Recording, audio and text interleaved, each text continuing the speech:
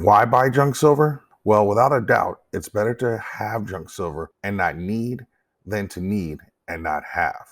While anything can happen, we also have to live in a world where we prepare for what is most likely to happen and not all of the potential possibilities. In this video, I will be debunking many of the myths, the hype, and hysteria around the S hitting the fan scenarios, other doomsday scenarios, and the role of junk silver. Additionally, I will share the real reason why you should own and buy junk silver. And let me tell you, one of the reasons is not because you'll need it to barter for milk and eggs.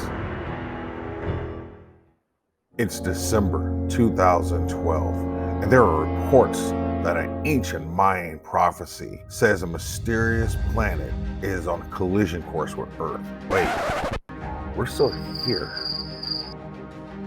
It's September 20th, 2017. Various people are predicting that the world would end September the 23rd when another planet collides with the Earth.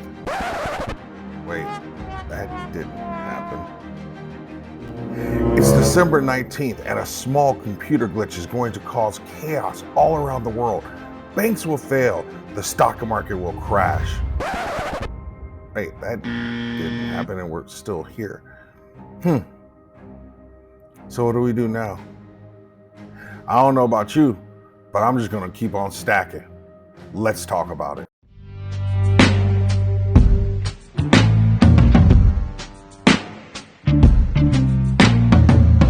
Let me start by saying I'm not trying to take any shots at preppers or the prepping community.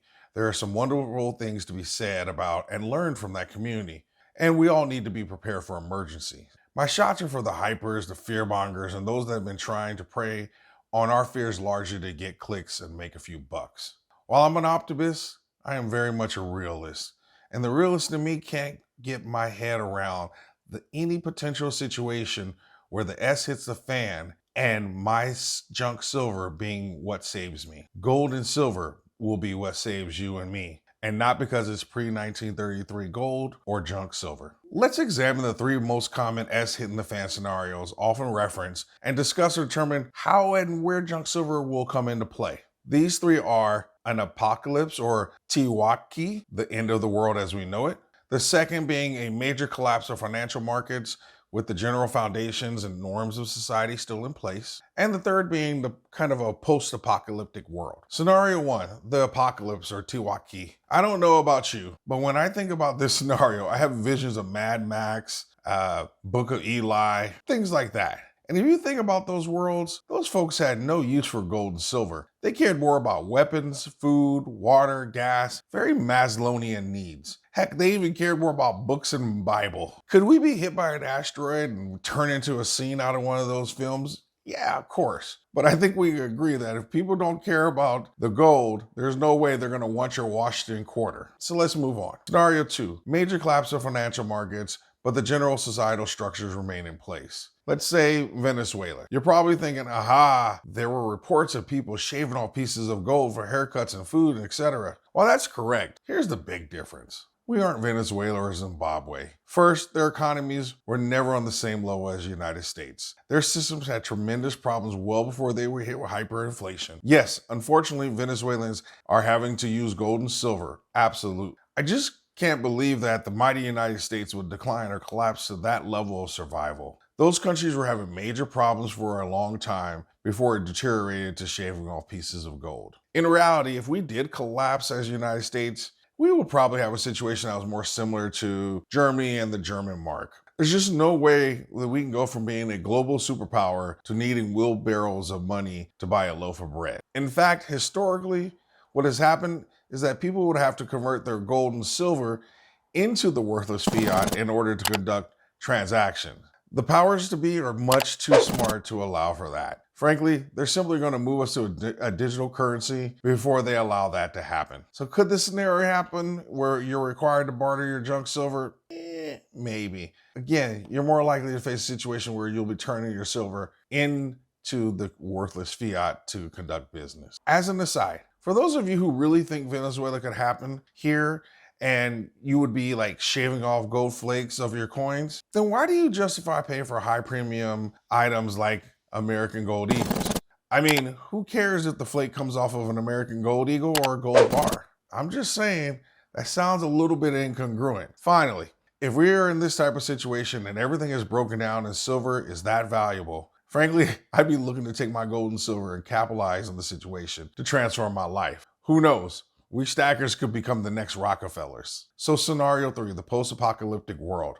Okay, if we were able to survive the Mad Max Beyond Thunderdome scenario in society and the world tried to reestablish itself, we would absolutely revert back to what has been money since almost the beginning of time, gold and silver. Now that's a scenario where your junk silver would be incredibly valuable. Again, it's for its silver content, not because of its junk status. And yes, it would be nice to transact in smaller increments, which is what the junk silver allows you to do. But we also have to remind ourselves that at its highest levels, only 1.5 of US citizens actually own physical metals. So how many people will really know the difference between your pre-65 coin or a later one? Not to mention, I'm certain you would actually lose some value because that person who you would transact with would still need to actually melt the coin or do some other transaction to actually get the silver.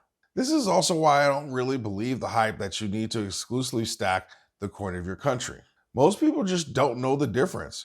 And if the S really does hit the fan, no one's going to care that it used to belong to the United States. Can I also mention that silver is really heavy? And if you're in an S hits the fan scenario, do you really want to carry around all that extra weight of junk? I'm just saying, fractional gold is looking a little better by the moment. So what's my point? In all of those scenarios, it is better to have gold and silver in any form, as they will have a role regardless. However, that's independent of it being 3 nines fine or junk silver like this. It is absolutely better to have and not need than to need and not have. When the rubber meets the road, there are 2 reasons why I say you should buy 90% silver or constitutional silver. 1, it's a phenomenal way for beginners and people on a limited budget to begin purchasing silver. Somewhere around $2 will get you a pre-1965 dime, while you would need $30 to $35 to buy an ounce. And the second, and probably most importantly, they aren't making this anymore.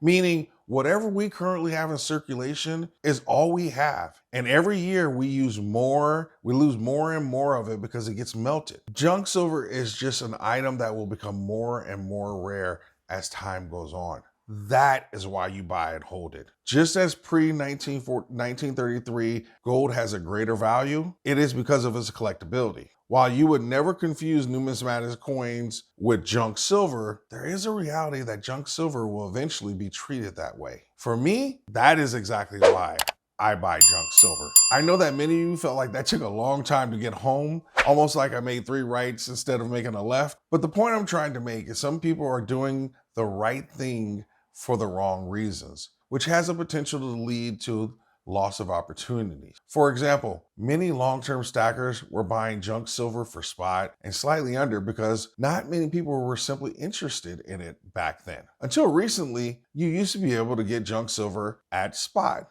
And now we have junk going for $3 to $5 over spot. I mean, you literally can buy brand new rounds of 3 nines fine silver for cheaper than junk. That just doesn't make any sense. So yes, hold some junk silver in case the S hits the fan. You really buy and hold it because it's becoming more and more scarce. But with the current premiums, I'd likely pause on collecting some until people start selling back their junk and the premiums come back down to reality. Regardless, stacking is all that matters at this point. If you've stuck around this far, I can't tell you how much I appreciate it, and you definitely get a gold star for the day. In the comments section, I want you to share why you have or have not purchased junk silver. I also want you to put in a topic you would like for me to cover in general or as a part of Stop the Insanity series. Now, you know I need you to like this video, but let me tell you why it's important for you to like this video.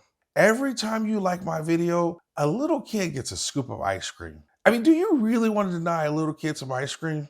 Come on, folks, that's gotta move you a little bit. Okay, never mind. Don't forget to subscribe so you don't miss the next video in the Stop the Insanity series. I appreciate you and your support. Always stack smarter, never stop learning, and can we please Please stop the insanity.